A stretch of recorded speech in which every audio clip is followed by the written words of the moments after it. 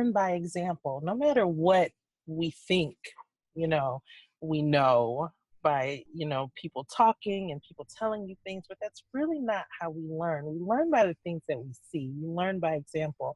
So if I'm watching you, she's been doing that for a while. She's lost a bit of weight. Her skin looks amazing. Wonder, okay.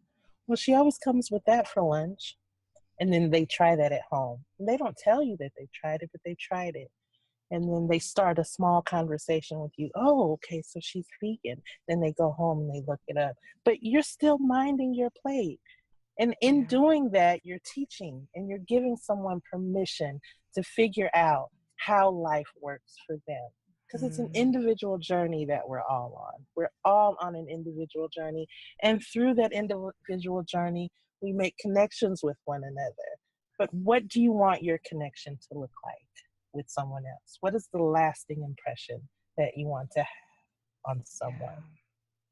So mind your plate.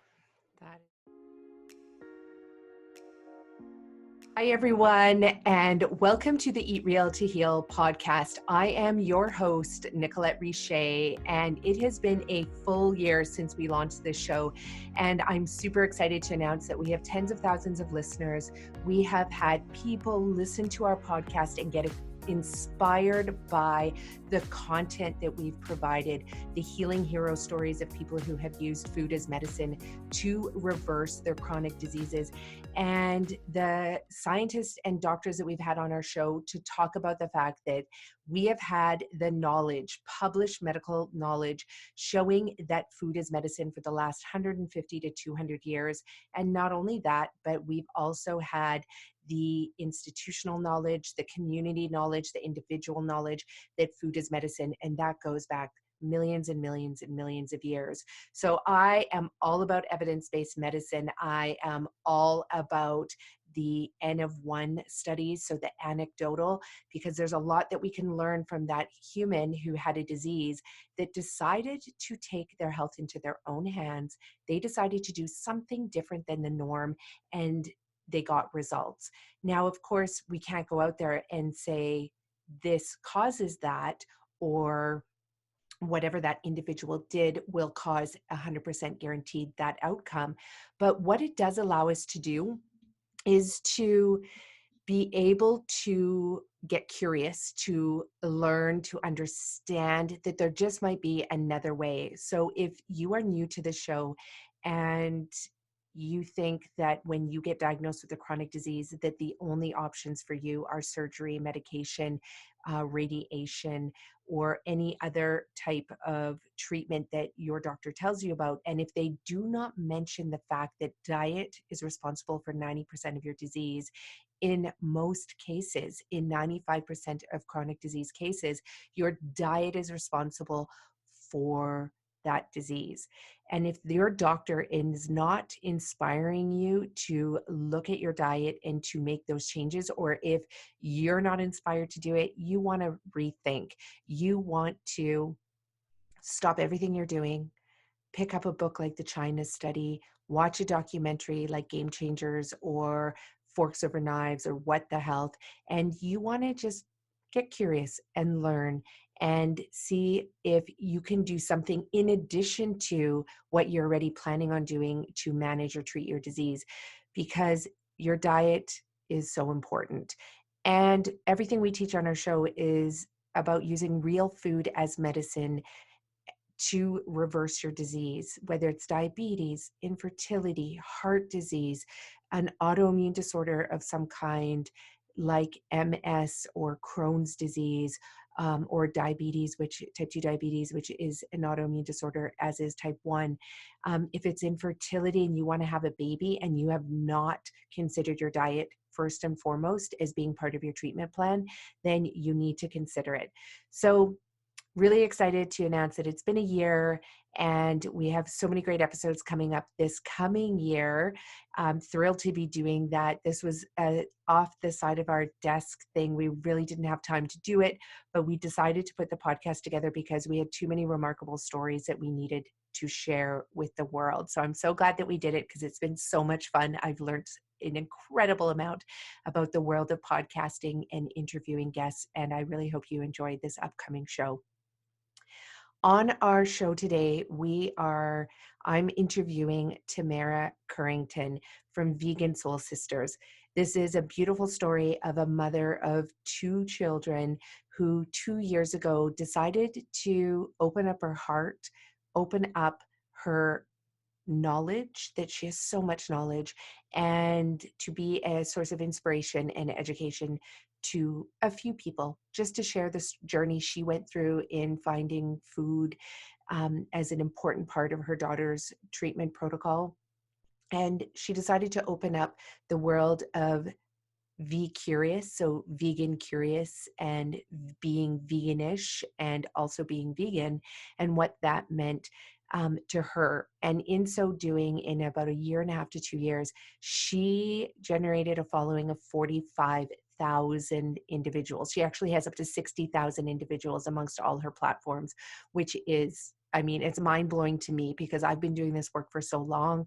And even with the work that I do with clients, helping them to reverse their disease, I still haven't figured out the online piece. You know, how do we get people to go to our Instagram site and like our page and not and if they do that, how do we get them to come back and engage in the page? I tend to have a lot of clients who are, so busy focusing on their illness that they don't really pop their head up to engage in social media. But that's because of me, because I haven't necessarily created that environment. But Tamera literally has the art and science on how to do that. So she's going to share with us how she feels that, she went around, or the skills that she had to be able to do that. She's very humble.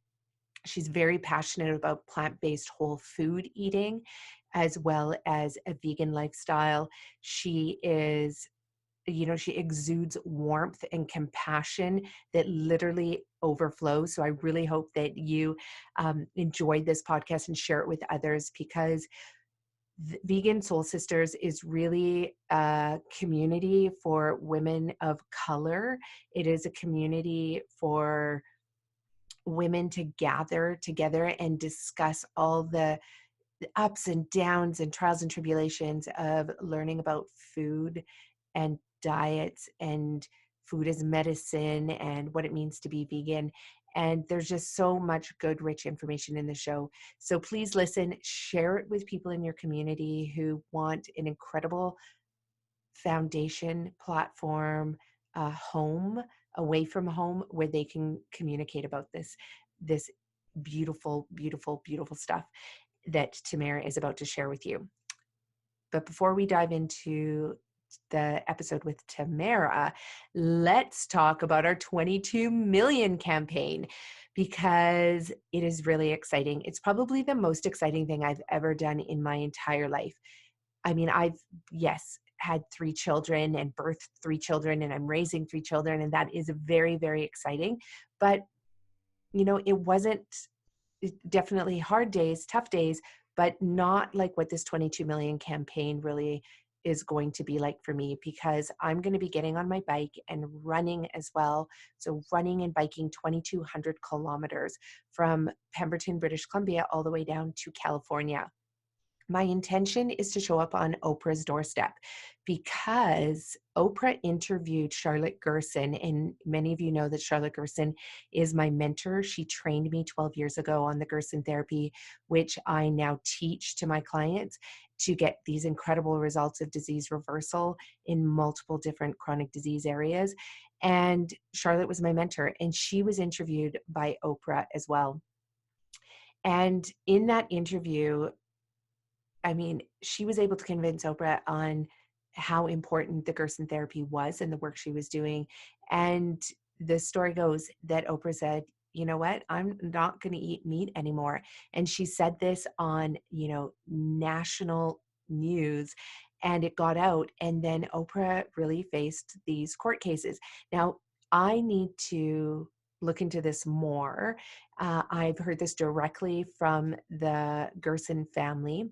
And it's a remarkable story because it really shows the power of the food lobbies to come in after someone like Oprah, right? Like, sure, maybe it was slander for her to say that that she's never gonna eat meat again. But at the same time, it's, what about free speech? What does that say about free speech? What does it say about the power of the food lobbies to come in and to try and suppress somebody's voice? So it's really important for me on so many levels to do this race, because it's not just about meeting Oprah, but it's also even more important than that. It's about all the stops we're going to make along the way with this 2,200-kilometer bike ride and run, where I'll be stopping and educating all these people in hospitals and community centers and universities and high schools and elementary schools and plant-based restaurants. So we're going to have a tour set up. I hope you come join us. If you're on the West Coast, come join us on this tour, whether it's to ride or run or just attend one of our workshops. If you know somebody on the West Coast, let them know what we're doing, because we want to get the word out. Obviously, we're also raising money. So we have an incredible campaign that we are just launching, and that is at fundraiser.com. And our campaign is called 22 Million Strong. And you can go in there and donate. And when you donate, we will give you our $22 incredible course that teaches you all about reversing disease. We have 5 different courses that we're going to be launching there, and you get that as part of donating. We also have many other incredible gifts, like our RAW program, which is our Richer at Work program, where we go into corporations and teach people how to use cooked food, raw food, plant-based whole foods as medicine to reverse disease, so they can increase their employees can increase their ability to function and be creative and love their work and operate at their peak potential. Now, what kind of employer wouldn't want that for their employees? But more importantly, what this means in the corporate world is that we have a community. So in every company, there'll be multiple employees all doing this work together. And it's when you form community that you get real results. So the results that we get in our corporate programs is that we help people lose weight, reverse their diabetes and heart disease, panic attack symptoms, anxiety symptoms, their depression, their other autoimmune disorders, and their other chronic diseases. And that's really important for us, because we need to work together and support each other in achieving these kinds of goals and results of optimal health. So go to our campaign, 22M Strong, for 22 million strong, which represents the fact that we are going to educate 22 million people by 2030 on how to use food as medicine to reverse chronic degenerative diseases. And we're going to be tracking all of those case studies as well. So let's jump into this podcast. Without further ado, let's welcome Tamera Currington from Vegan Soul Sistuhs. And I really, really hope you enjoy this show. And if you do, please share it with others. Thanks for now, and see you at the end of the show. Bye. Hi, everyone, and welcome to the Eat Real to Heal show. I am so honored to have Tamera Currington from Georgia Stone Mountain of Vegan Soul Sistuhs on our show. Welcome, or thank you for being here, Tamera. Thank you so much for having me. Now, Tamera, the reason why I wanted to have you on the show, and I was so inspired to do this, is because I've been following the work that you've been doing with Vegan Soul Sistuhs for a couple years now. And really where it started from was that we had a webinar running for our Eat Real to Heal program. And what happened is that a number of the Vegan Soul Sistuhs, the women who are in your group, they started responding. And that was for, I'm based in Western Canada.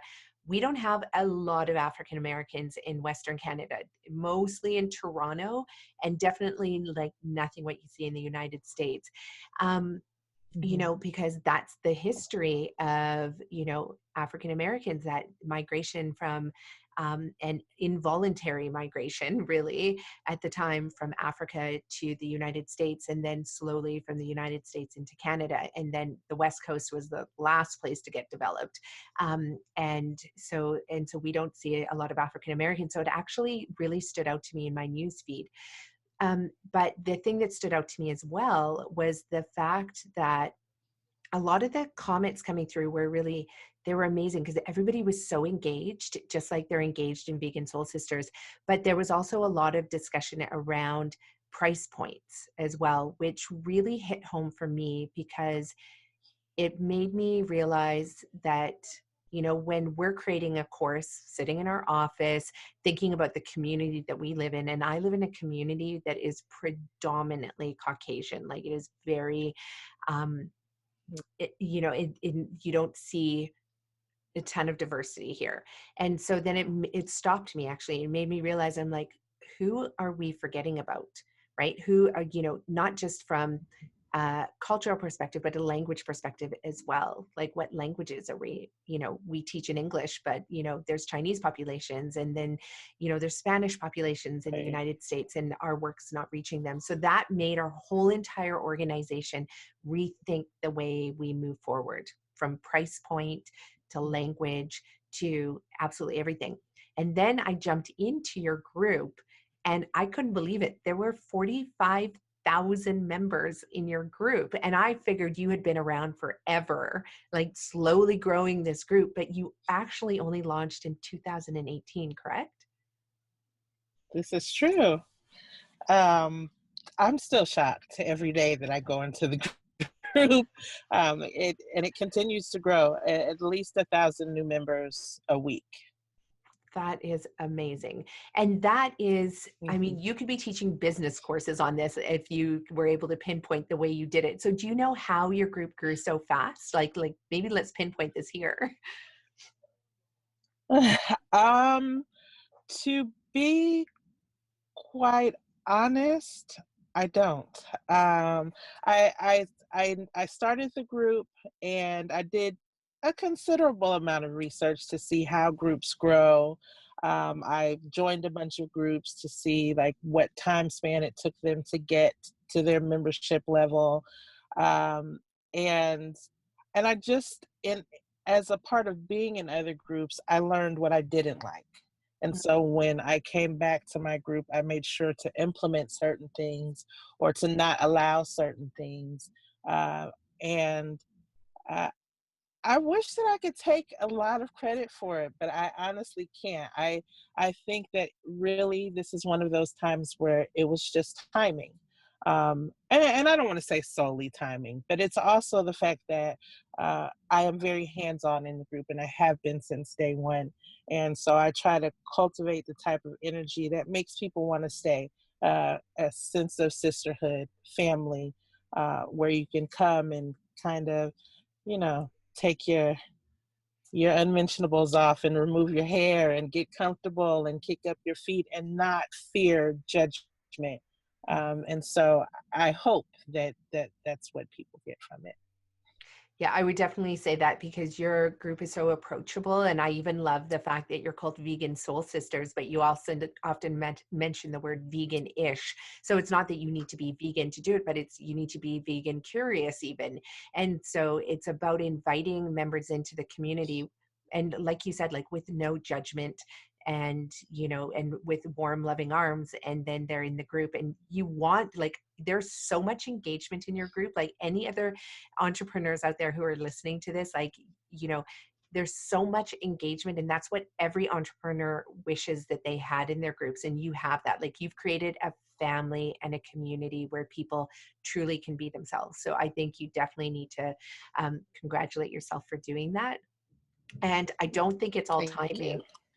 I don't think it's all timing either, because you see people, like, definitely, there's never been a better time to talk about, vegan food and plant-based whole food.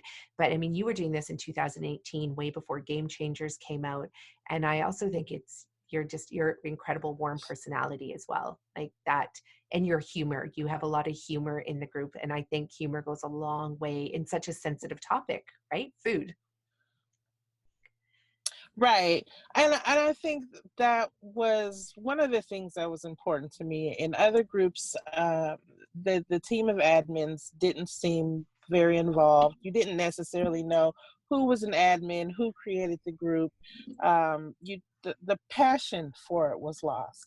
And if I've learned anything, it is that people will get behind a good visionary.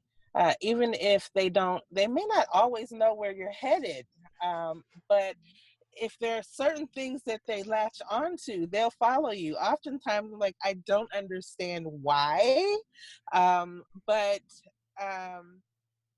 I think that I'm just a really down to earth person, and I encourage other people to be that way.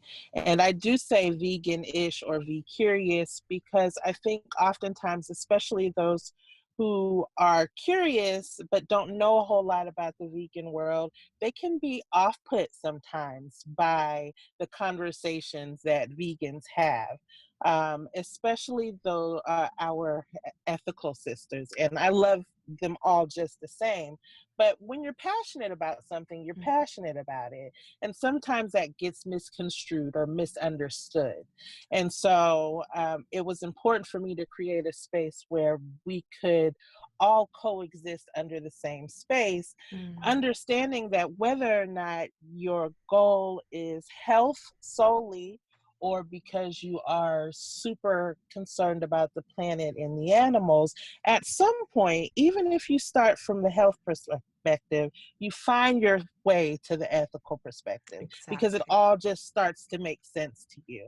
So if we can create an environment where you can come in and still gnaw on a chicken bone while you're figuring it out, at some point you'll figure it out. Yeah. And you'll figure out how it works for you. And that's what's important to me. You having the opportunity to come in where you are without judgment and figure out what works for you and have Mhm. the support that you need along that journey. So I That's hope really I'm successful beautiful. at that. Yeah, I mean, you hit the nail on the head with that one. That is amazing. And you reminded me of a podcast I just listened to. I just had forgotten about it, but it was just last night.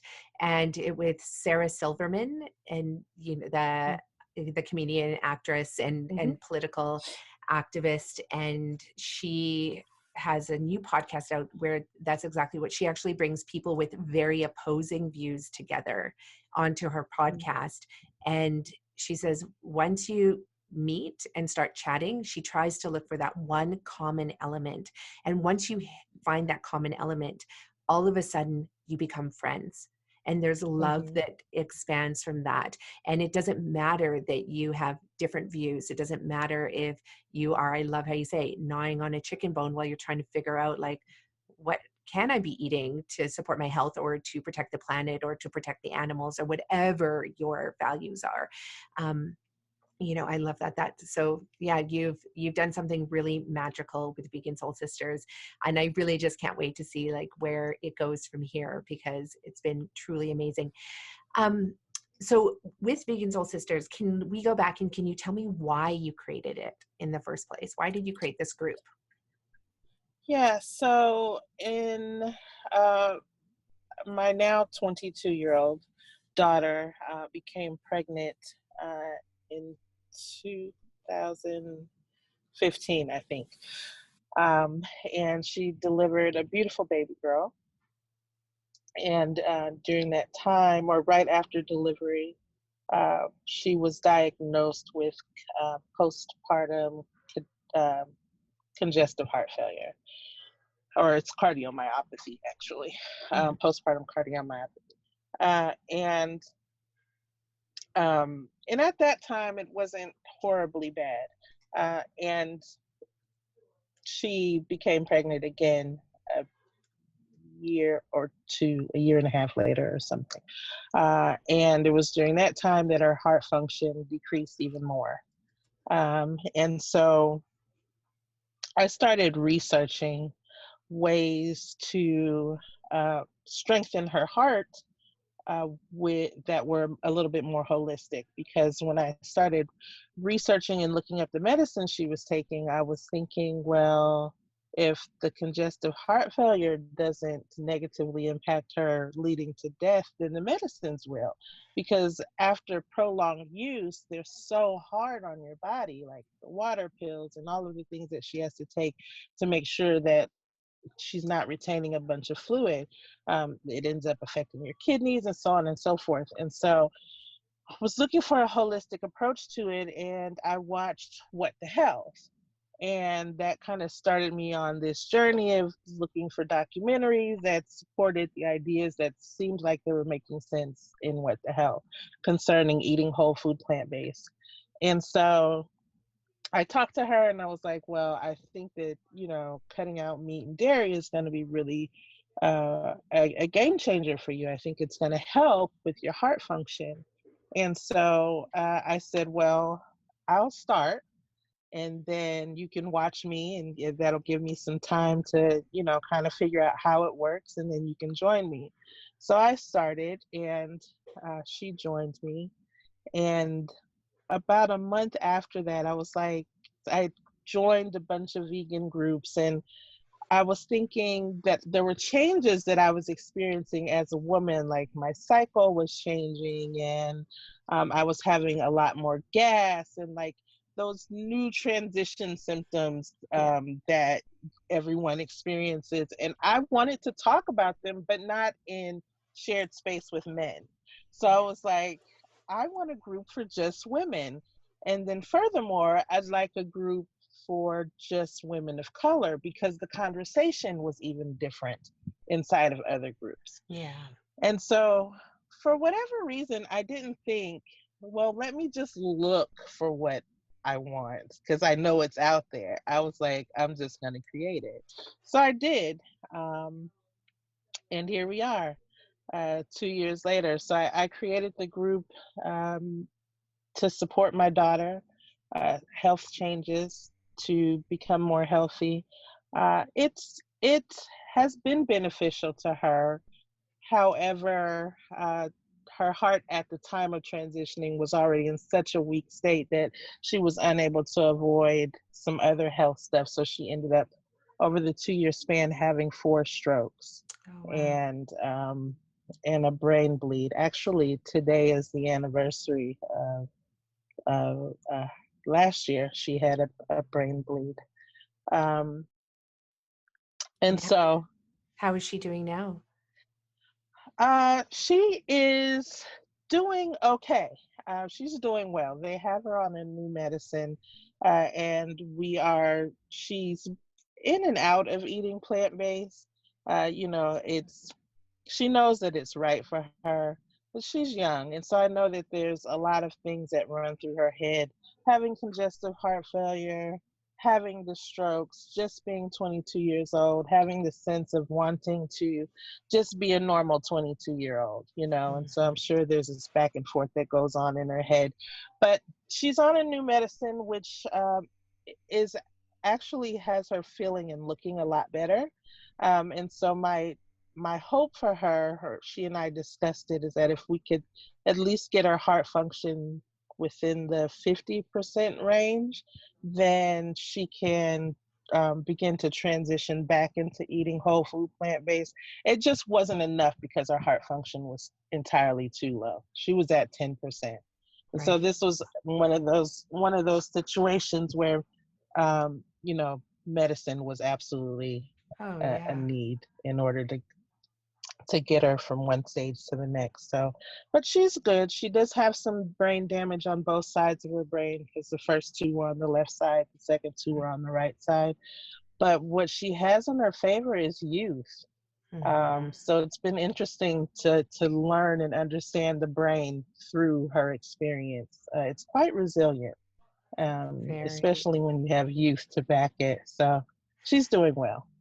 Oh, that's good to hear. That is really good to hear. And that's an amazing story. And even as you describe it, I mean, it's easy, I think, for our listeners to hear the compassion that you have and the patience that you have and that openness to, figuring out what's right for your daughter and knowing that, she is 22, because it's hard being a mom, right? Like, I mean, I have 3 girls and, they hear me talk about food a lot and the power of food to heal the body. But they also hear me talk about medicine a lot. Like there's a time and a place, and you need to be open Right. to it, where some people are quite fanatical, where they're like, absolutely no drugs, where it has to be 100% this way or 100% that way. And that's hard when you're parenting as well, right? Because you have these other beings that have their own Yes. opinions at 22. Right. Right. Yeah. Right. And I want to give her the space to be 22, So we talk a lot about, her thought process and making decisions that support her being here. It's one thing to be 22 and make callous decisions that may not impact you in the moment, but when you have health issues such as hers, you can't, there's only so much, and so um, just encouraging her to be careful about riding the line. And it's scary as mom, Yeah. sitting there, and it's interesting, but she's well.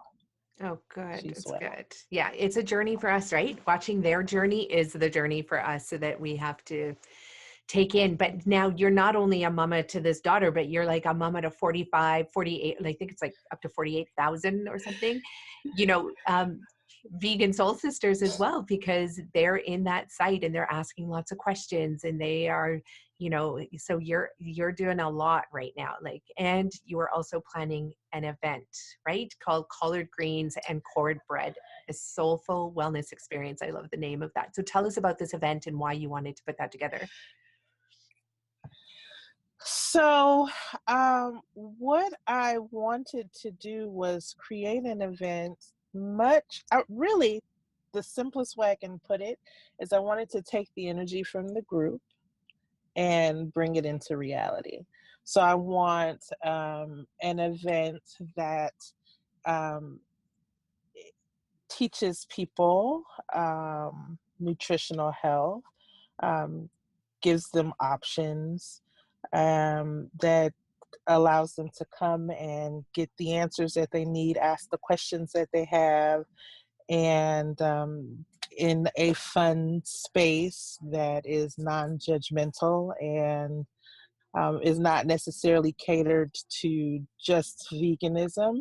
Um, and I say that simply because I don't want to ostracize anyone. I don't want anyone to feel like they cannot be a part of it because they're not vegan, or because they don't know anything about eating whole food, plant based. So it's really just taking that energy from the group and bringing it out into the real world was my idea, and reaching out to people who don't necessarily have this information readily available to them, in communities where this information just doesn't quite make it to, Yeah. and have it presented by people in a language that is easy for our community to understand, because there is a difference, and I think that's um, it's well worth pointing out that there's a difference. The language is different, and even oftentimes the motivation behind the curiosity is different. And Mhm. so those are the people that I want to reach out to. What do you think are one of the biggest motivations that you would say for, like, do you know the population of the Vegan Soul Sisters? Are they mostly in the southern states or from all over the states, all over the world? Like, where are they They're mostly living? literally all over the world. We've Wow. got folks from the continent of Africa. We've got some folks in Asia. Yeah, they're literally all over the world. That's amazing. And is everyone predominantly, even though, you might have somebody in Asia, but would they be, I would guess, would you say African Chinese? I've never even thought about that before. Or are they, Yeah, they would be, or they are, maybe they're American, but they are stationed in Asia, or they are doing some work in Asia.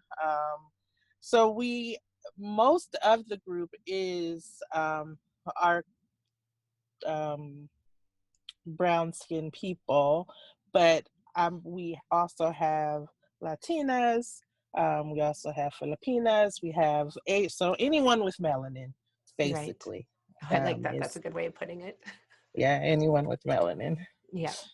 And so so what are one of the biggest motivators then from, for going vegan, have you found through the group? Like, I know there's lots of different reasons. We talk about the main three generally in the vegan communities. You hear that it's for animal rights. You hear about it for health and for the environment. But, what are some of the other reasons that you've come across? Uh, Primarily, the biggest reason I see within the group is health.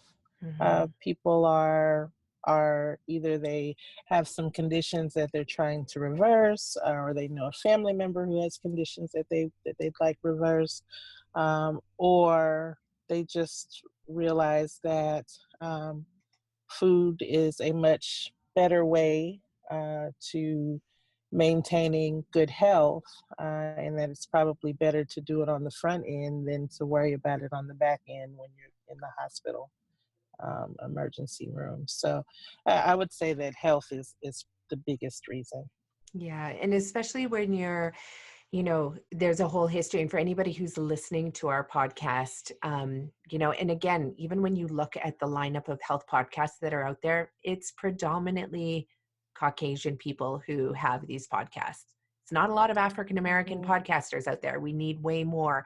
We need more people talking about the social determinants of health and the culture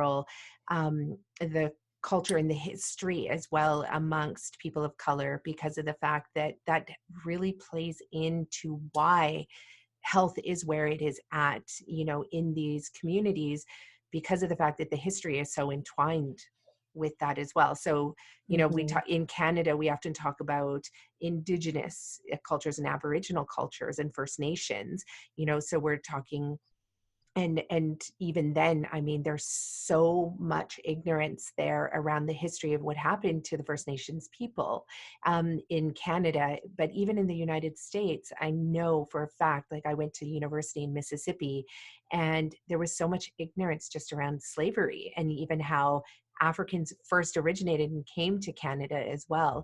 And so, but knowing the traumas that were endured and how those traumas get passed down from generation to generation, and how that affects income status, how it affects health, how that affects education, how that affects, I mean, absolute relationships, how it affects everything. And these are important. We need more African Americans hosting podcasts to talk about this, to educate people about this, because it's so important that we weave in the whole story and not just say, oh, well, you're unhealthy and you're unhealthy just because you don't eat well. It's much, much deeper than that, right? Right, right. Absolutely. And I think that there's so much that we don't even understand about our own history as it concerns food. Mhm. And it's, so much has been lost. And I think, you know, one of the things that we've learned is that, we eat so unhealthy because of our ancestors and soul food, and they ate unhealthy. But that really isn't the truth. No. They didn't eat the way that we eat today. Meat was not a staple on the table because we didn't have access to meat like that. And so meat was generally used for seasoning. And, like today, someone cooks a pot of greens and everybody has a whole ham hock or turkey leg. There's one for each family member, but that wasn't the case then. um, and so I think that it's all of that is important, understanding our history as it pertains to nutrition and how we got to this place. Hmm. And even and unpacking all of that, because we like the transition of getting here. When we were in better times, we didn't, sometimes we didn't make the best decisions. And, because we were able to buy certain things that mom and dad weren't able to buy before. So now we can. Um, but I think it's important not to demonize the beginnings. And I think it's important to really understand where that came from in relation to yourself as well, because a lot of that lends to emotional eating and the Mm. way that people perceive food and nutrition. And so it's such a much bigger story and a much bigger picture than I think we are really aware of.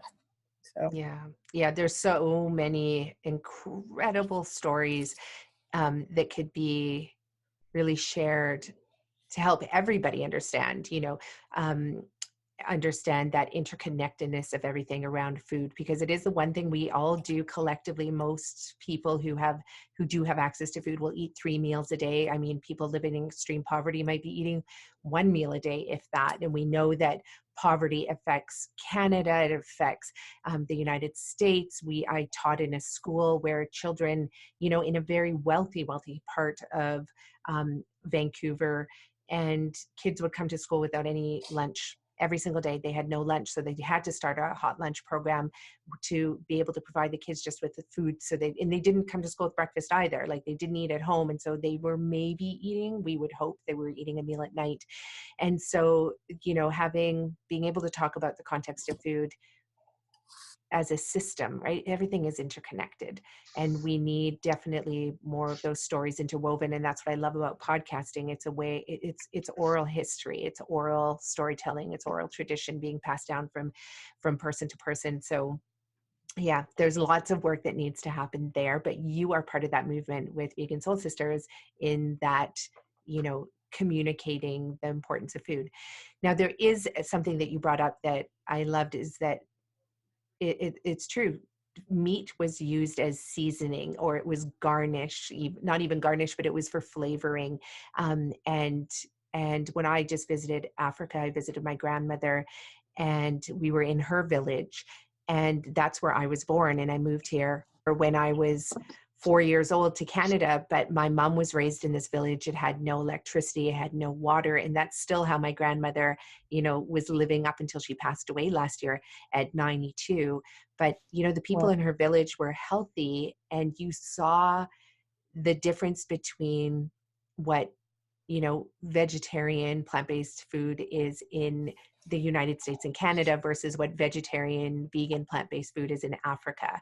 Like, there's no mm, packaging. My grandmother didn't have a fridge, so nobody had a fridge in the village. So everything you ate, you would grow it in the garden, and then you would steam it or cook it in water, or add some herbs and spices that were grown in the same garden. And there was, you'd maybe kill a chicken or a goat for a ceremony, like only if it was a very special mm, occasion, holiday, and it was very right. ceremonial. So there's this piece, and I don't know if you see that, but I see it in Canada in indigenous communities, where you go and you get indigenous cookbooks, and they have things like bannock and lots of like huge steaks and buffalo meat and all of these things, and that they're saying, well, this is like an indigenous diet. But I'm like, that's not an indigenous diet, that's a pre-industrial Right. diet.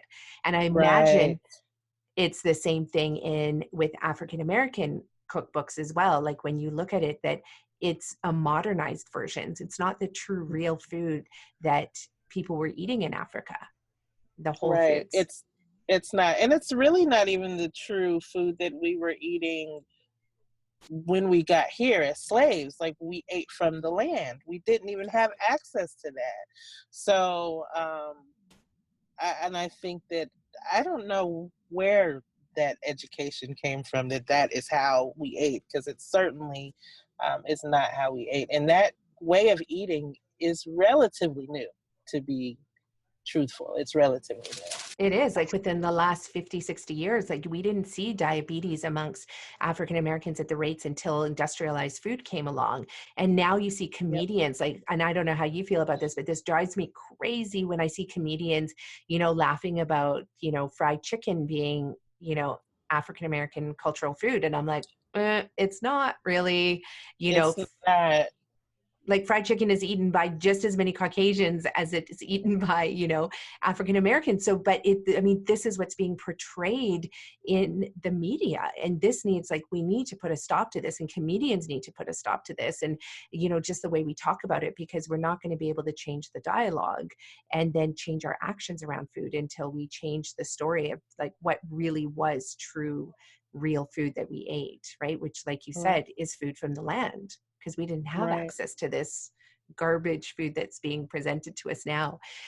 So that Right. brings me to a really,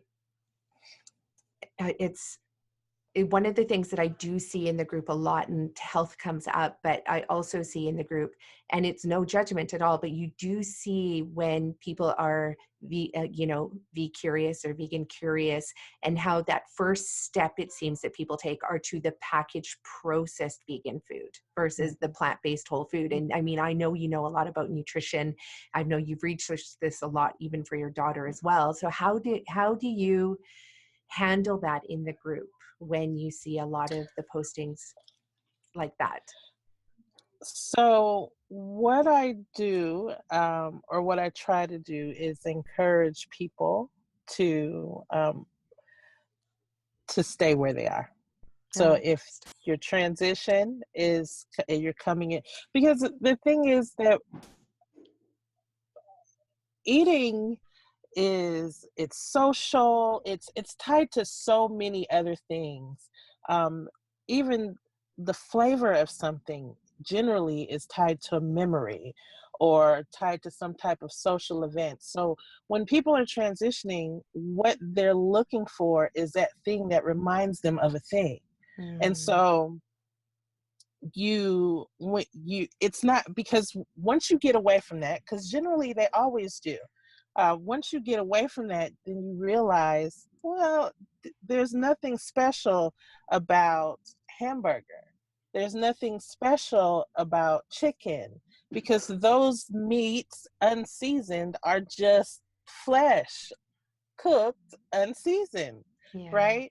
And so once you learn that seasonings and herbs and spices, and those are the things that make your dishes come alive. But in the beginning, you are looking for what you know. In the Mm-hmm. beginning, you're looking to replace what you're giving up. And so you're looking for something that's reminiscent of a burger, and so on and so forth. So when they first come in, I let them do what they're doing. Most of the time, they figure out that they don't like a lot of the processed food, and or they figure out that after a while that the sodium content is extremely high, and so they begin to weed it out for themselves.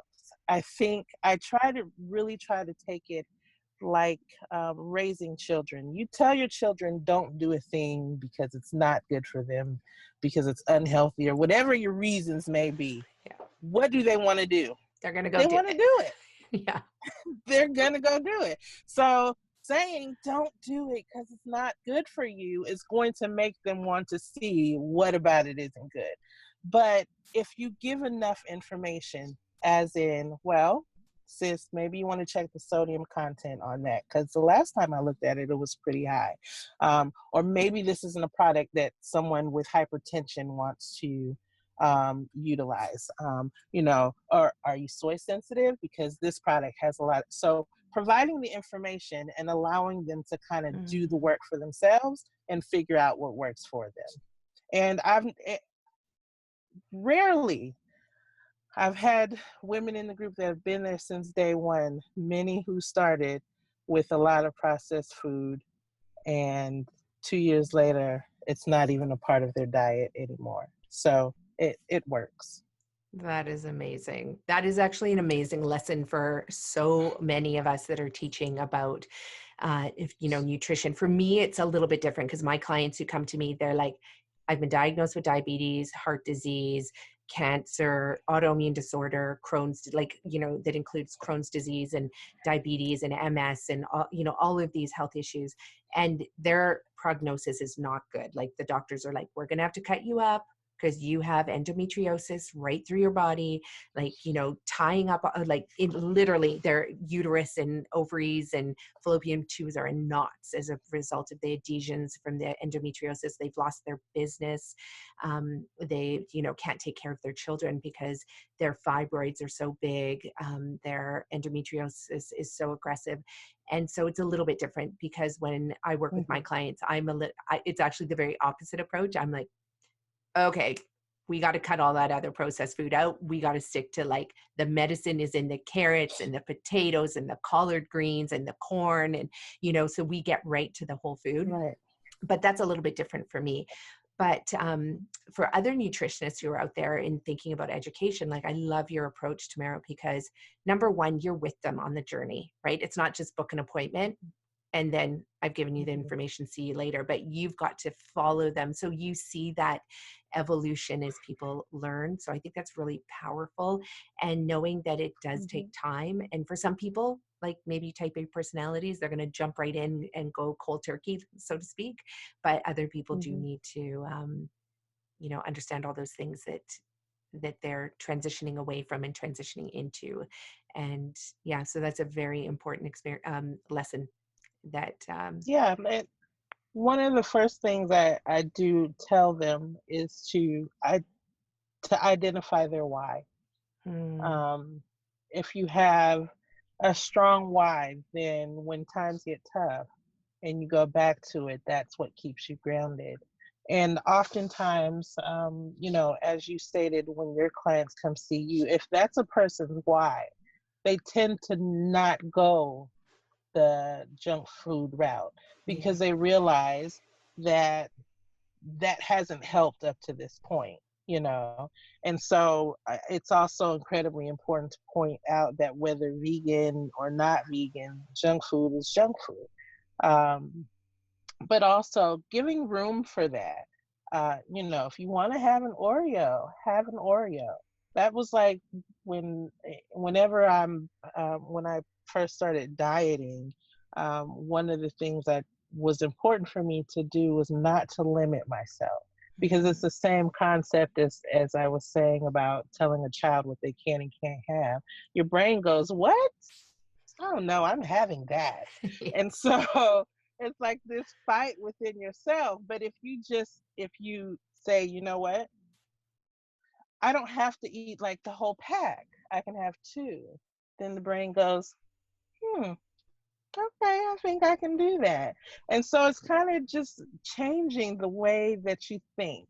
And I think one of the other really important things is letting people know that it's definitely almost all in the brain. Like changing anything, it's almost all in the brain. And if you can conquer that, and if you realize that that's it, it's just your brain coming back to you saying, well, remember that time we had that fried chicken? It was really good. Don't you remember? Oh, remember that time you were feeling sad and you had a piece of cake? Remember how it made you feel afterwards? And so if you can quiet your mind long enough and speak back to it and say, well, yeah, I do remember that, but we're doing something different now. And the more you do that, the easier it gets. so true. You just reminded me of back in the days when I used to eat meat. This is, I mean, I was pregnant with my oldest. I was like 50, that's 15 years ago. And I remember my girlfriend and I, you know, late at night, we'd go to Wendy's. Yeah, you have Wendy's in the States. Yes. Yeah. And we'd sit in the car and we'd have our two, like both of us pregnant. So we had our big pregnant bellies and, you know, we'd be eating a like crispy, spicy chicken burger. And, you know, and we would sit and we would just talk and talk and talk and talk. And it's interesting because that memory is still like every time I see a Wendy's, I almost am like, I'm going to go drive in. And it's not because I would ever eat the crispy chicken burger, but it's because of the love for my girlfriend that I have so much care for. And it's just, I want to spend time with her. Right. And so it always goes, oh yeah, I'm going to give her a call now because I'm actually just looking for connection. I'm not looking for a crispy chicken burger. Right. Right. So that was I was saying that most of the time it's tied to a memory or some Yeah. type of social event. And I think once you begin to understand that, then that control that food has over you starts to diminish a bit, because you realize that it really isn't. I mean, because there are 500,000 macaroni and cheese recipes, and Mhm. everyone claims that theirs is the best. And yours is only the best because Mima made it, or Yeah. Big Mama made it, or Nana made it. And you can remember sitting in your room and smelling the cheese and going and looking in the oven and watching it bubble up as she was standing at the sink pulling greens. That's why it's so good to you. Hmm. So it's just something to consider. Yeah. The memory. And if that person is still in your life, then I encourage you to pick up the phone and call that person and just be like, I'm thinking about you. I'd love some time with you. And, and Yes. yeah, and one of the things that we do, we have a campaign called PS I Love You. And I'm sure that you see this all the time, right, Tamera, is that when somebody gets diagnosed with an illness, everybody starts like telling them, well, you got to change your diet. You got to go vegan. You got to cut out the dairy, cut out the meat. You got to eat more meat. You got to eat more dairy. You got to, like Yeah. people just want to tell you what to do. And so we said, no, wait, let's put a Right. stop to that. And what if when somebody was diagnosed, you just wrote them a love letter and just tell them what you loved about them and why you want them to live, why you want them to thrive, why you want them to be healthy. And instead of telling them to eat a certain way, if you feel so strongly that diet is the reason for their illness, then why don't you just go grocery shopping, show up at their house and cook them a healthy meal and eat it with them, Yes. right? Yes. And what you Yes. said about your, like your mama in the kitchen, right? Like making that macaroni and cheese. I mean, that's exactly, my mom used to make macaroni and cheese. It was literally the best macaroni and cheese in the world, by the way. just just like every other mom's Of recipe. course. But but as moms, we can be in the kitchen also creating those exact same memories, but with healthier ingredients, right? Absolutely. Yeah. Absolutely. And so, Absolutely. what is that? I mean, I know you have one daughter who's 22. My daughter's 22 and I have a 25-year-old son. Okay. And how is he when it comes to food? Like, do they think you're crazy, like talking about food all the time, or do they have a lot of respect for you? Like, how is that for you to be a mom who runs a social media group and an amazing, like, Vegan Soul Sisters with 45,000 people? And I mean, do they just listen to you and go, okay, sure, I'll do whatever you say, mom? How is that with your son? Um, my son, no, he's like, oh yeah, I forgot you're eating grass. So he's supportive, and like he's supportive and he's excited about everything that happens with the group, but he's not at all interested in being a vegan or eating vegan or any of those things. So I have to on his birthday, his 25th birthday, I felt so honored because he came and spent the night before his birthday with me. And I said, well, I'm cooking you a vegan meal. And he was like, oh, man. So, but he was a good sport about it. I did some faux fish using eggplants and a kale salad. And he was good about it. I filmed him, and it was funny. But he's supportive, just doesn't care to be involved. Right. But at least he's going to eat your meal. And I love that you just stick to your values, right? You're like, okay, I guess I could cook him in, a meat dish or, a cheese dish, but instead you're like, no, I'll cook you, like meet you halfway. We can have like a fish-ish dinner with the eggplant Mm-hmm. instead. So that's, I mean, and that a lot of moms ask me that, and I'm sure they ask you that as well. Well, okay, if I'm going to eat this way, what do I feed my kids? Yeah, I do get asked that a lot, and so the thing that I that I tell people is, well, so why are you transitioning? Like, why is it important for you to eat whole food, plant based? Oh, for your health? Okay, so you're 40 and you're making this change for your health, and you're eating kale, but then you're gonna take your 2-year-old to McDonald's? Well, I mean, let's think about that. So, kids they really will do what we do. And come from I come from the generation where you did what you were told to do because you were told to do it. And Yeah, so I me too. raised my kids that way. So you ate what I put on your plate because that's what I put on your plate. And so I guess that was my idea, even in cooking him his birthday dinner. It's like, this is what I'm cooking and you're eating it. But I think that people are like, well, they're not gonna like it, but you have to give them time. Like, they will. And don't overcomplicate things. Like, fruits and vegetables are fun. Mm-hmm. And if you allow them to join you in the kitchen and you make a fun time of it, then it's going to be a little bit easier for them. And, do things that are fun according to their ages. Smaller kids, like toddlers, like to dip things. So get fruits, apples that they can dip in caramel sauce, that maybe you can make at home, or peanut butter, almond butter, um, or some type of dark chocolate fudge. And then with your vegetables, you can do hummus. So it's just, I think in general, when transitioning, we have a tendency to overcomplicate things. And Mm-hmm. because we do that, it doesn't seem simplistic for our children. And then when you start looking at recipes, and it's always 100 seasonings and one of them is fairy dust, and you're like, what am I gonna do?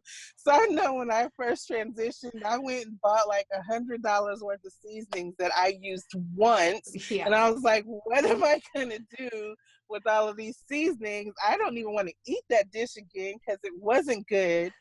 And so I think, it's, if we stop overcomplicating it, like, you're literally just removing meat from the plate. That's it. Like, it's Yeah. not spaghetti with no meat. Boom. But Yeah. we don't think that way. It's like, what am I gonna do? What am I gonna eat? I don't want to just eat sides all the time. Well, again, going back to retraining the brain, you only think they're sides because you were told they're sides. Mm-hmm. Who said they're sides? They're not. It's not. They weren't intended to be side. Your vegetable is supposed to be the largest portion on your plate. So how is that a side? Yeah. Retrain the brain. Great. I love that. And that's something that I do, because a lot of people will say, like, I can't go eat out anymore because, what we teach for being able to reverse disease like diabetes and heart disease and, and these autoimmune disorders, it does require getting off the processed refined oils, and it does require not having sodium added to the food. So that makes it challenging to go out and eat, because most chefs in the world do not cook without refined oil, refined salt, and refined sugar, right? Like, that is what gives Right. the food the flavor, in their opinion, as opposed to, like, what you said, is that fruits and vegetables are fun and you don't even need all the seasonings. You can keep it super simple and have it be delicious, but chefs just are not trained that way, right? They're told to, like, make it Right. extra salty, extra sweet, and lots of oils. Right. And so, but that is exactly what I do in restaurants when I go out, is I don't even look at the menu. I just go straight to the sides. And I'll just be like, Mhm. give me like that, Brussels sprouts, the side of carrots, the side of potatoes, the side of that. And that's what makes my meal. It ends up being way cheaper than ordering a dish, right? And the dish Yeah. is going to be mostly whatever it is, and you end up getting your whole plate of vegetables, and you don't have to even eat just a plate of pasta. In fact, you get all the, Right. yeah. So it's just a trick that I use, which has really helped. And the kids love it too, because the food is super tasty. Um, yeah, so that's a really, really good, I think, important tip for people, is to make your sides your main dish and to train the Yeah. brain. I love that. I love that. So in eh, so many good lessons are coming from you, by the way. I just keep thinking you need to write a book. Like, this all needs to go into a book. Um, but you can get Tamera by signing up for Vegan Soul Sistuhs as well. That's how you get access to her. So one of the things that we chatted about in our last conversation, because you and I we're creating a course for the Vegan Soul Sistuhs, and one that really addresses mental health. And you said that that was a pattern that you saw. So let's talk more about that.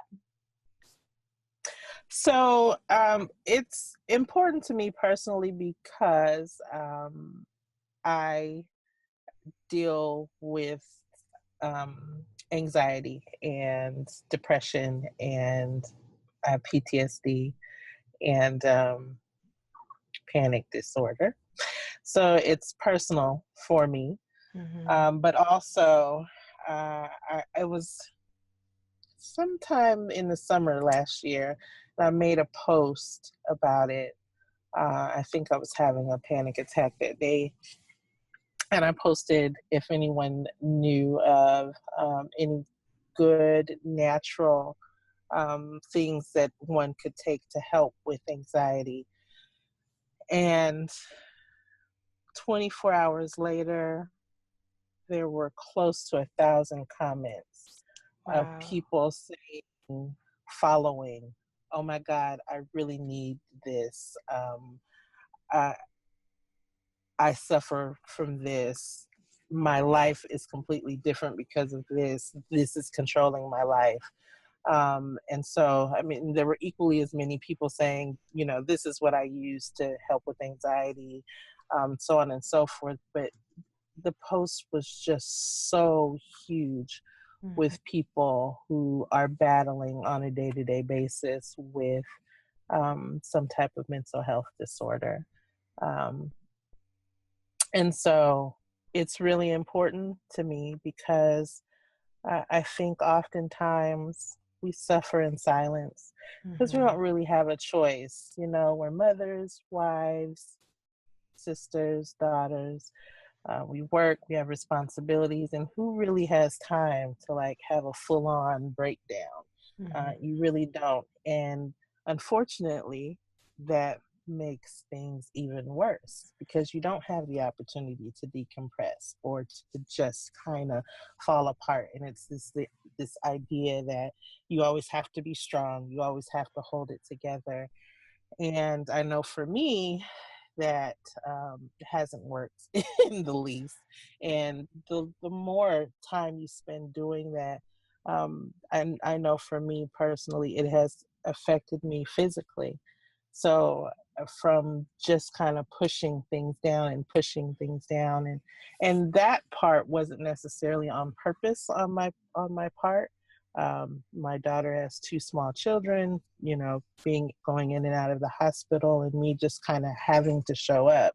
Mm-hmm. Um, and so, but as a result of that, the mental strain, uh, it is affecting me physically. And Mm-hmm. so, um, identifying ways that people can address their mental health uh, through nutrition is super, super important to me. One, because I don't want to live the rest of my life this way.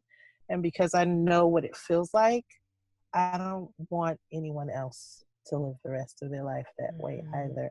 And I don't want to believe that that has to be the case, that one has to live in constant anxiety and panic for the rest of their lives. It's absolutely no way to live. And so this course is I'm really excited about it. Um, I'm excited. That's amazing. Yeah. And I love that you talked about the word strong, right? Like, because we as mothers, in the word decompression too, because we as mothers, we are on the go. Like, feminism, amazing, but they just forgot one piece, is that we still need somebody at home with the kids. Like, when the kids get sick, usually mom stays home. So, so we're working, we're taking care of the children. We know that when the kids are sick, they often do want mom.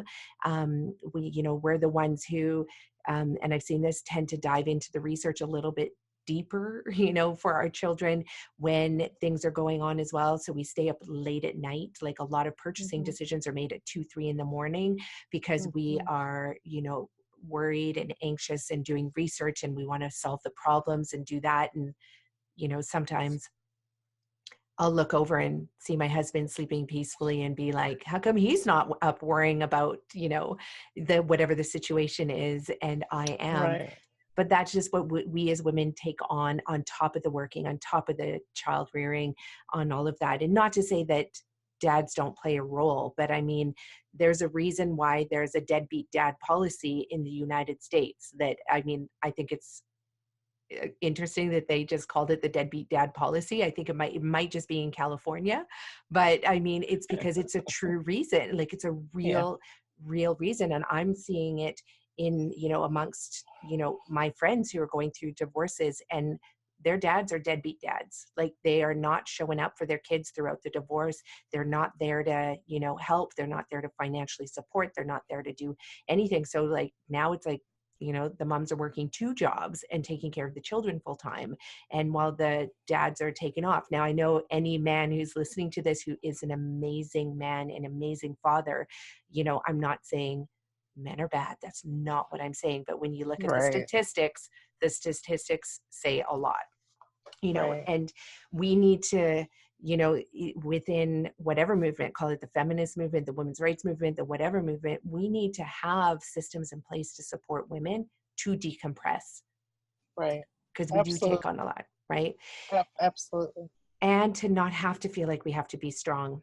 But that's the thing with the course that, what I'll be teaching is, it's about being strong, but a different kind of strong. It's when you Mhm. fuel your body with healing foods and nutrient dense foods that really only go to serve the body, while that ultimately serves the brain. And when you are serving your complete system, your brain and your body collectively this way, you actually build a resilience. That means that you're still going to have all the same stressors, right? Your kids are going to get sick, you're going to lose your job, you're going to lose your apartment, you're going to lose all of this, but you actually will have the resiliency that it doesn't send us into a panic attack. It doesn't send us to bed and want to pull a blanket over our head.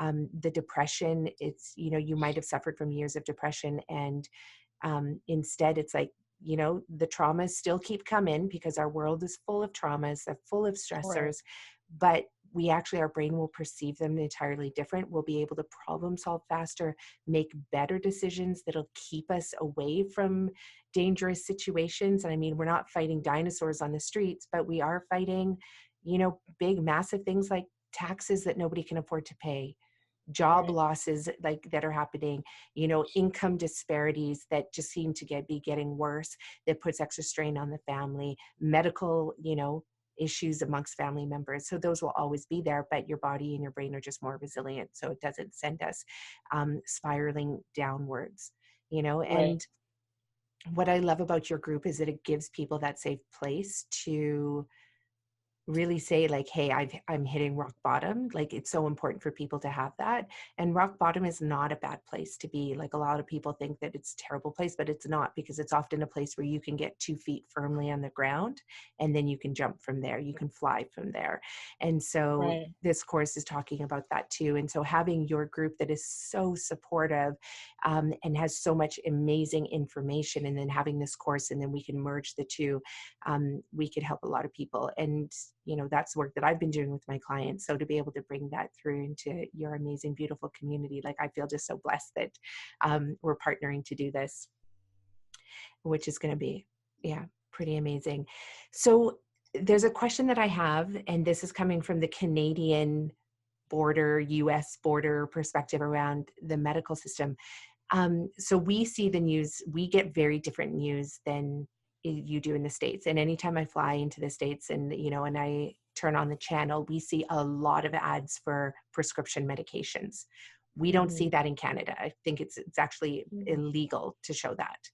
Whereas, Nice. yes, whereas in the United States, it's like nonstop. It's either burger fast food joint ads or it's medicine ads. And I think they're the same people creating the same Right. ads, right? Right.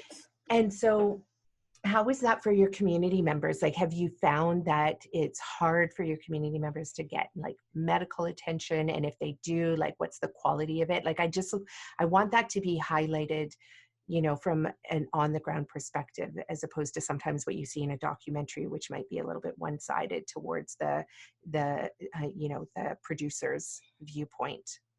Right. I think traditionally, and even with my own experience and that of my daughters, I think that access to medical care is difficult in general.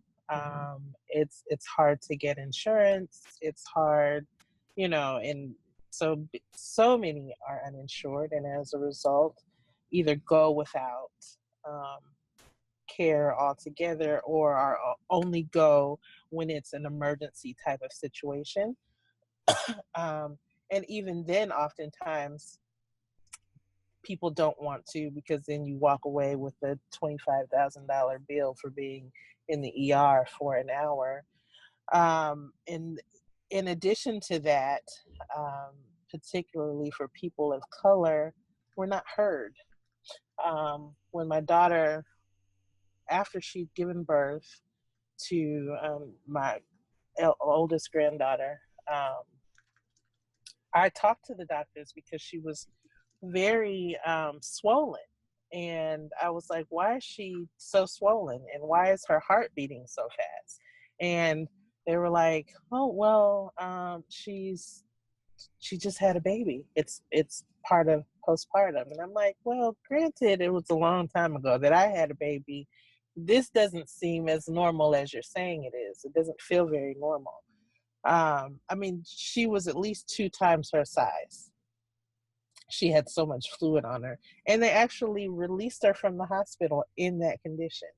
Did they They just think she released her. was, did they just think she was like overweight, or like what did they think about her? Like they just thought that was normal?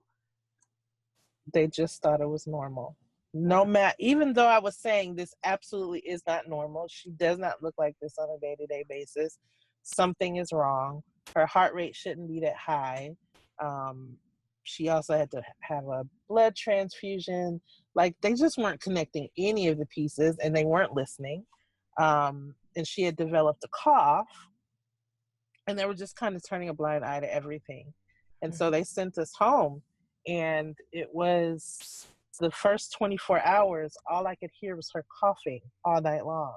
And she had gotten up and went and laid or sat up on the couch, because that was the only way she could breathe, because she had so much fluid in her lungs. She was drowning when she was laying down. Oh my And God. so I ended up taking her back to the ER, to a different hospital. And that's when she was diagnosed with the postpartum cardiomyopathy. And had I not have thought, okay, let me take her, like, she would not have survived. She wouldn't, Yeah. because that she had that much fluid on her. So I think it's a combination of those things. It's not having access to good health care, not having insurance, and if all of those things happen to be in place, or whether they are or not, we're just not listened to. For some reason, they think that our pain tolerance is higher, or that I've had to tell. I had an allergic reaction to something the other day, last week, which led me to the doctors, and my lips swelled a little bit underneath, but the doctor couldn't see it. I could see it, and I could feel it. And he was like, well, I don't think that it's that bad, because there's no swelling. I said, well, there is. And I lifted my lip. But prior to that, he was like, yeah, well, you just don't seem very symptomatic. And I said, well, I'm 42, and I've been in this body for 42 years. So although you may not be able to see what I'm telling you, trust me when I tell you I know my body. And so then I lifted up my lip, and he was like, oh, okay, well, you didn't need to see it to hear me, though. Mm-hmm. So I said, I'm not trying to be rude. I said, but this often happens, that you all just kind of dismiss a person because it doesn't add up the way you think that it should. But you have to give a person, you have to give them, you have to know that they know themselves. You know what I mean? And so that I can see how that can happen time and time again, where people feel frustrated to the point where it's like, what's the point if I'm not heard in the first place? And so, and sometimes it's a life or death situation. Mm-hmm. And so, yeah. And then they're constantly, drugs is the first thing that they push, take this to cure this, or take, but none of the drugs actually cure anything. They just mask it. Mm-hmm. They trick your body into believing that something is doing something on this end so that it doesn't react this way on that end. But it's not a true fix. And so, yeah, the medical system, it's particularly in America, is just completely broken. Yeah, there's so much in what you said that definitely happens here as well. And I've experienced that firsthand with one of my daughters, who we've been in the hospital with her because of something we still can't figure out. But and it's not from lack of trying, but I mean, we've had multiple doctors who've called to say, hey, I'm so sorry I didn't listen to you the first time when you said this was what was wrong with her. So we have that. The only thing that I see is a little bit different is that we don't get sent home with the $25,000 bill. And that's the part that is, that just scares me on so many levels, because what do you do in that situation? Like, what does one do when they have a $25,000 bill? Like, that's a lot of money, even for people who make good money. Yeah, it is. I mean, you act like you don't have a $25,000 bill. I mean, what else can you do? It's like you can't squeeze blood out of a turnip. So, like, what can I do? I had to come to the hospital. You charged me $1,000 for an aspirin. I mean, Yeah. what can you do? Yeah. So, We just had a family who came to one of our retreats, and they were from the States, United States, and he came with his daughter, which I just loved. He was this big, beautiful man who was like 6'5", and and he had his daughter there who was equally just as gorgeous, and but she really suffers from anxiety, depression, panic attacks, and of course a lot of gut issues, because the relationship between the gut and the brain is so connected. And so, he came to our retreat to learn about food as medicine for his daughter. But, we were going around the story and saying, like, going around the circle saying, what are the big stressors? And all the clients that were Canadian, not one of them had that financial stress from their illness. Like, yes, from not working, but not from a bill. Whereas he was like, he spent $65,000 just on medications, 65,000 wow, US, which is like, add 30% of that, and that's Canadian, is, almost $100,000 last year on medications for his daughter. wow, And he was like, every pill was, some of them were worth $80. And I was like, how can this be? Like, how do you operate in the US when you have a sick kid? And we've seen it, like, we've seen in documentaries where some parents just won't even go to the hospital with their kid because they don't want to get that bill. Right. right, Yeah, and right, this is a big piece that definitely needs to change. And I know in the United States, the way the news portrays socialism is being such a bad thing. Like, when we're talking about let's socialize medicine like we have in Canada, I'm like, mm-hmm. but socialized medicine is like, actually, like, it is, we still have all the same problems. There's still long wait times. We still have doctors that ignore you and don't listen to what your complaints are, but we don't get sent home with a $25,000 bill, is Right. really, really just at the Which, end of the day. So, which makes a difference. which makes a big difference, because stress impacts the health, right? Absolutely. Like, one of the biggest impactors to our health. So what I like about your group in Vegan Soul Sisters as well is because you are teaching that food is medicine, food is health, teaching about plant-based whole food, and you're doing it from this beautiful spectrum of like, hey, just try one meal less without meat, to, the other extreme, Mm-hmm. which is like the person who is eating all vegetables, and that are Mm-hmm. whole, and it's nothing in a package. So you asked me when I said, hey, what's one question that you want me to address, that we can chat about? And you said, one of the questions that you get asked in the group is eating is, or isn't eat, or sorry, hold on. Is eating plant-based for everyone? So I want to see what your response is to that question before I go and answer that question. So I think that if we are talking about um, eating primarily plant-based, yeah, everyone should definitely be doing that. Everyone should have fruits and vegetables every single day in abundance.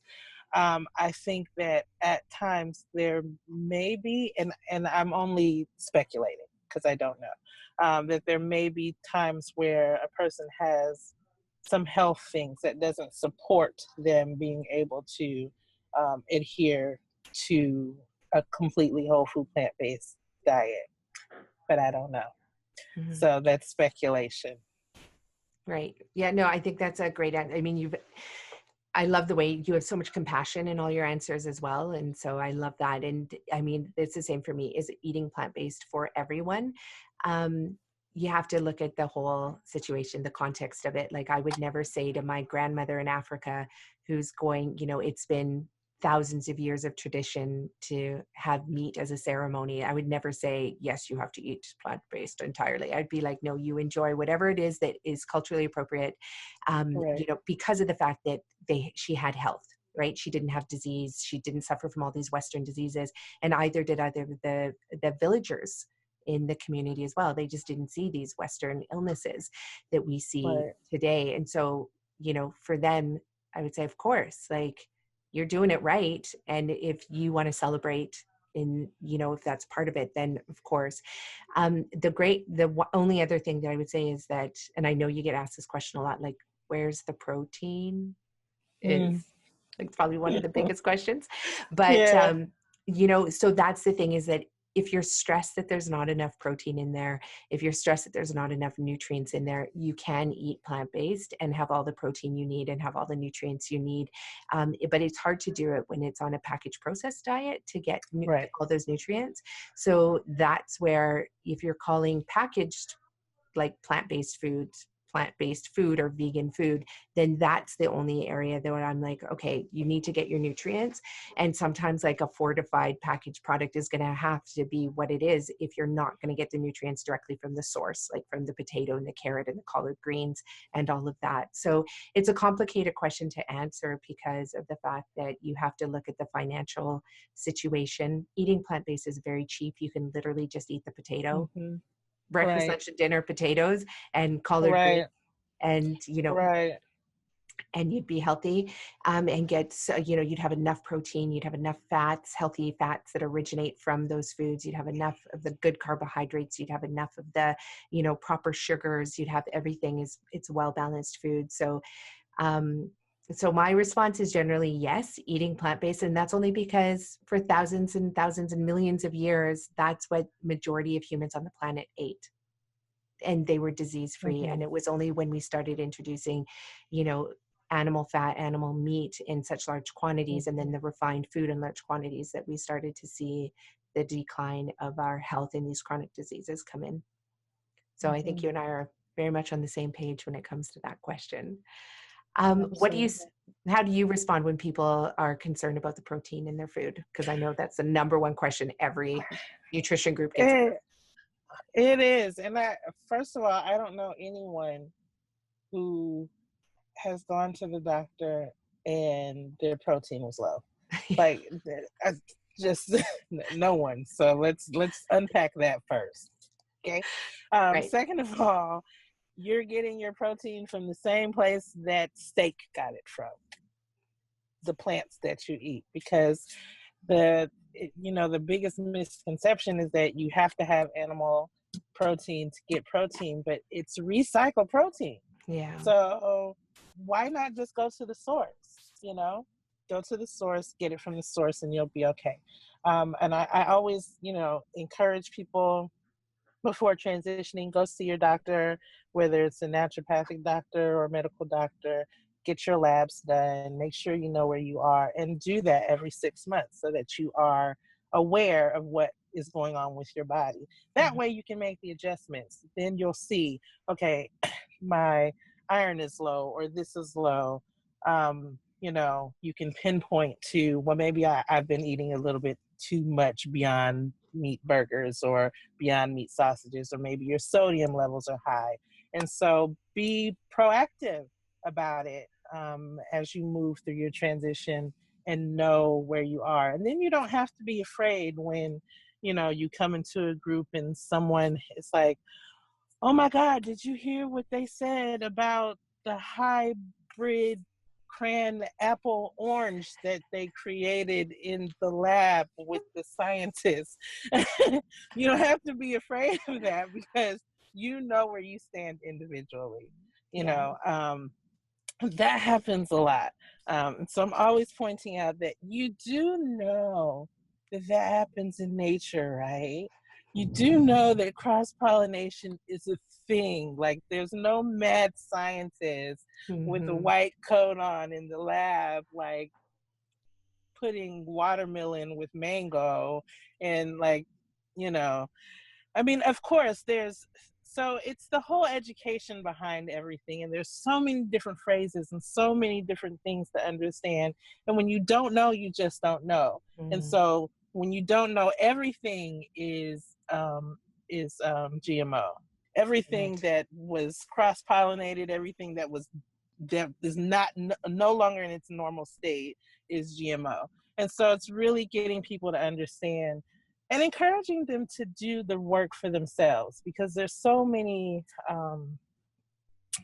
people that create this mass hysteria around things, and really it's because they themselves don't know. And so we're just Mm-hmm. passing along this knowledge that really isn't knowledge, because we don't even know where it came from in the first place. Like, we can't even cite the source, and we're Exactly. just like, yeah, no, that's not a thing. Did you Yeah. even look that up? So I'm sorry, I'm off on a No, tangent, that's, but but it is true, because you see with 45,000 people, members or more than that, you hear all the comments and all the questions and and there's no dumb question ever. Like, I love that. And, you right, take it in, right? And so, but you do see, and you see the questions that come up over and over and over again and I love how you started this off. You're like, I have never met anyone who's protein deficient. And I mean, really, truly, the only cases is if they're so sick and they've like have cancer and they're end stage, and that's a right, different scenario, or if they're literally a malnutrition child in a country that has zero access to food. Like, that's where, right, like, they're just literally eating dirt maybe. Then you see kids that are malnutrition. But I mean, even in communities where the only access they have is the sweet potato or the yam, I mean, their nutrition status, their profile is good, and they don't suffer from the diseases we suffer with the plentiful amount of protein we have and the plentiful amount of right. nutrients. So I think that was just a brilliant way to start off the answer to, but is there protein in plant-based food?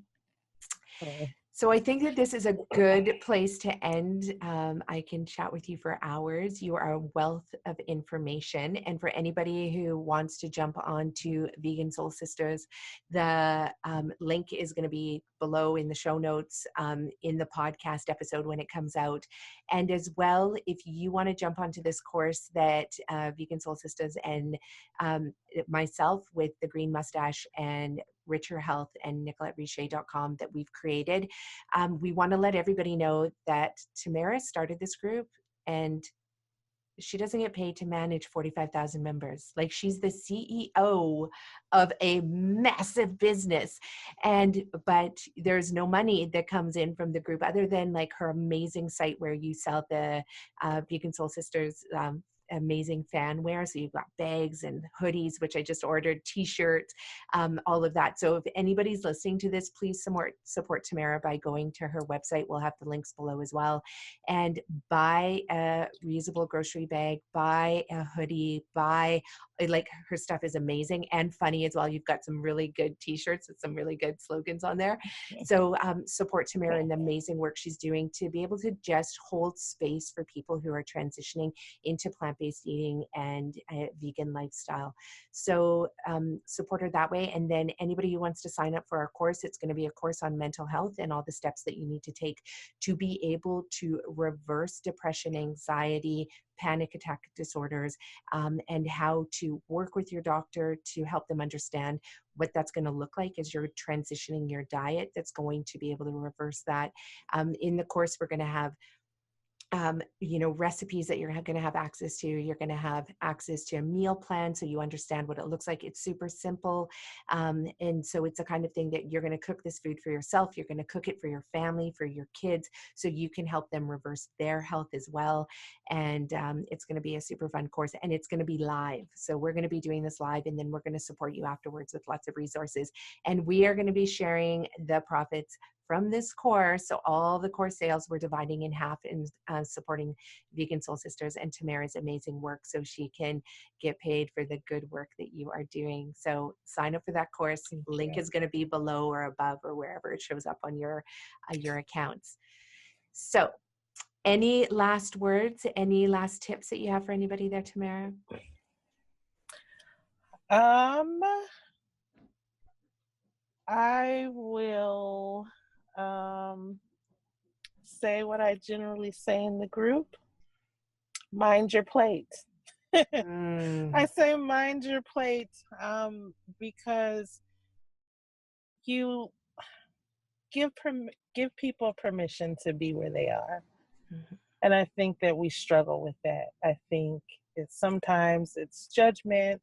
Most of the time it's love and it's yeah. care and it's concern, but it gets misconstrued and it comes out wrong. Um, and so, but particularly for those that are judging, uh, you have less time to judge if you're focusing on what's right in front of you. Mm, And not only that, we learn by example. No matter what we think, you know, we know by, people talking and people telling you things, but that's really not how we learn. We learn by the things that we see. We learn by example. So if I'm watching you, hmm, she's been doing that for a while. She's lost a bit of weight. Her skin looks amazing. mm, Wonder, hmm, okay. Well, she always comes with that for lunch. And then they try that at home. And they don't tell you that they tried it, but they tried it. And then they start a small conversation with you. Oh, okay, so she's vegan. Then they go home and they look it up. But you're still minding your plate. And in yeah. doing that, you're teaching and you're giving someone permission to figure out how life works for them. Because it's an Mm, individual journey that we're all on. We're all on an individual journey. And through that individual journey, we make connections with one another. But what do you want your connection to look like with someone else? What is the lasting impression that you want to have on yeah. someone? So mind your plate. That is beautiful. That is the most eloquently said wrap up we've ever had on this show. And I mean that from the bottom of my heart. Thank you. I know that for all the listeners out there, I know that moved you as much as it moved me as well. And that is an important lesson for all of us. Mind your plate and just be the example. And that's how we change the world. Yep. Beautiful. Thank you, Tamera, for being on this show. Can't wait to launch the course with you. For all the listeners out there, please sign up for and get your tickets to Collard Greens and Cornbread, a soulful wellness experience. That's an event that Tamera is putting on in Georgia. So get physical, like build that community, get in person with everybody so that you can form your communities face to face as well as online. So thanks, Tamera. We're going to chat with you and Thank have you you. on the show again soon. Thank you. Bye, everyone. Bye bye. So, how did you enjoy that show? Is she not just one of the most inspiring and incredible women? She is grounded, she is real, she is human, she is nurturing, she's like the mama bear and the angel all rolled up in one human physical form. I knew immediately when I joined Vegan Soul Sisters, I literally fell in love with the group. And I truly did find it to be a place where you could just be. There was no judgment. There was no oppression, repression, suppression, depression of anybody's ideas and thoughts around food. And it was just such a liberating place to be where it didn't matter what stage you were in your journey of discovering food as medicine or even just discovering that there is a lifestyle called vegan, even if, like you said, you're just gnawing on your chicken bone and uh, and you are getting curious and doing some research on what it means to give up the dairy, give up the meat, give up the animal products. So this is a place for you to join 100%. Let's grow her community. And last and not least, sign up for the course that we are going to be doing on the Vegan Soul Sisters site, because this is going to be a live event that you can join. And we're going to be giving half of all the revenue to Vegan Soul Sisters because this woman has been working relentlessly. She has been on this mission for the last 2 years with the Vegan Soul Sisters. And, she doesn't make money from it. So how many people do you meet in the world that do full-time work and don't get paid? Not very many. And that's why she's also such a source of inspiration. So let's all work together to create an income for Tamera Currington and her family. And let's do it to say thank you and to show gratitude for the incredible human being that she is and what she has brought to the African American community and to the community of all women of color everywhere in the world that she has attracted. So share this podcast. Let's grow her community. Let's raise some money for her. And let's hop on that 22 million ride campaign, our 22 million strong campaign, so that we can support the education that food is medicine and medicine is food. So as Tamera said, mind your plate, go out there and enjoy your day, and we'll see you for the next Eat Real to Heal podcast. Bye for now.